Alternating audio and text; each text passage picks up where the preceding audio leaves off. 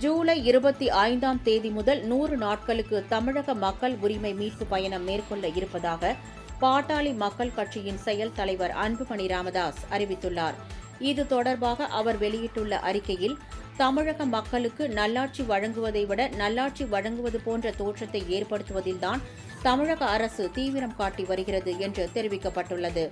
சமூக நீதிக்கான உரிமை, வன்முறையில்லா வாழ்வுக்கான மகளிர் உரிமை, வேலைக்கான உரிமை, விவசாயம் மற்றும் உணவுக்கான உரிமை, வளர்ச்சிக்கான உரிமை, அடிப்படை தேவைகளுக்கான உரிமை, கல்வி நல்வாழ்வுக்கான உரிமை, மது போதைப் பொருட்களால் பாதிக்கப்படாமல் இருக்கும் உரிமை உள்ளிட்டவைகளை வலியுறுத்தி ஜூலை 25ஆம் தேதி முதல் 100 நாட்களுக்கு தமிழக மக்கள் உரிமை மீட்பு பயணம் மேற்கொள்ள உள்ளதாக கூறப்பட்டுள்ளது.